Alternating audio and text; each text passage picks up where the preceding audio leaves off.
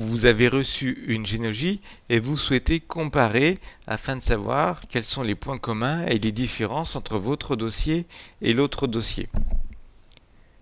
Vous cliquez ici sur le petit bouton à droite de l'icône de recherche et vous avez ici recherche de doublons.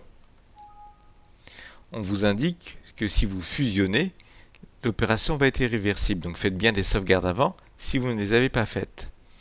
Là, je vais cliquer sur non.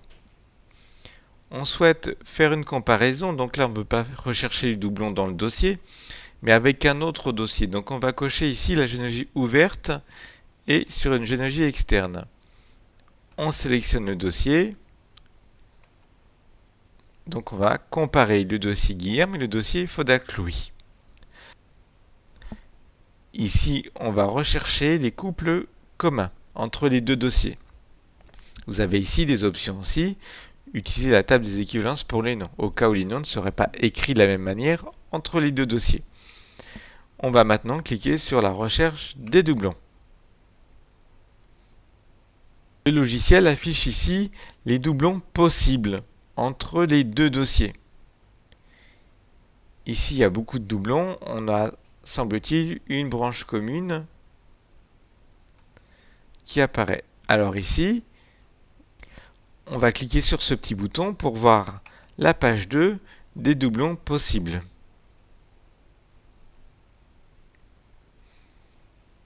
Ici, par exemple, Marie Duféchel. On peut cliquer sur chaque ligne et avoir des informations. Donc là, par exemple, sur la première ligne, qui est le fichier externe, j'ai 2 enfants. Dans mon fichier ici, j'ai 6 enfants. Je vais cocher ici les 2 lignes et je vais cliquer sur simuler la fusion. Je ne vais pas fusionner, je veux d'abord comparer, donc je simule la fusion. Un arbre généalogique apparaît. Vous avez ici la légende. Ici, vous avez des fiches en conflit. En vert, c'est les fiches du groupe 1, c'est-à-dire du dossier externe. En jaune, votre généalogie. Ici en gris, c'est les fiches en commun, c'est-à-dire qu'ils étaient présents dans les deux dossiers sans avoir de différence. Donc, Marie Duféchel, on l'a sélectionné. Son père, tout est bon, dans les deux dossiers, on a les mêmes informations sur sa fiche. Par contre, pour la mère ici, on a ici 1675 et l'autre 1674. On peut donc effectivement s'apercevoir qu'il y a une différence dans la date.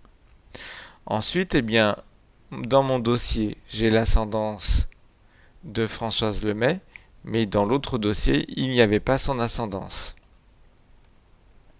Donc, avec ici cette simulation de fusion, vous allez pouvoir comparer facilement, grâce à l'arbre généalogique ici présent, les points communs et les différences dans une généalogie d'une personne. Revenons au résultat. Ici, Marie Duféchel, je vais souhaiter fusionner les fiches. Donc, je clique sur fusionner. Une ou plusieurs fiches sélectionnées appartiennent au dossier externe. On va les copier. OK. Qu'est-ce que je veux rentrer? Moi, je veux seulement mettre la descendance. C'est la descendance qui m'intéresse, puisque l'ascendance, en fait, je l'ai déjà. Nombre de générations en descendance, 15 générations. Comme ça, j'ai tout le monde. Complète. Suivant. Qu'est-ce que je vais en faire? Je vais les copier dans mon dossier. C'est bien ce qui est indiqué ici. Du dossier Fodac dans le dossier Guilherme. Je fais suivant. Qu'est-ce que je veux mettre? Oui, je veux les personnes citées, je veux les images, je veux tout. Donc je coche tout et je clique sur réaliser le traitement. On me dit que le traitement porte sur 34 personnes. Confirmez-vous la réalisation du traitement? Oui.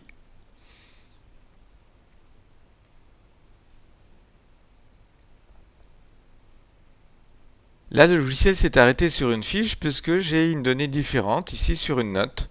Je vais cocher celle que je souhaite garder et je vais cliquer sur fusion de la personne. Même chose à chaque fois, je choisis et je fusionne. Ici, sur Françoise Lemay, effectivement, on avait vu qu'il y avait une différence de date. Donc c'est pas en 1675, c'est en 1674.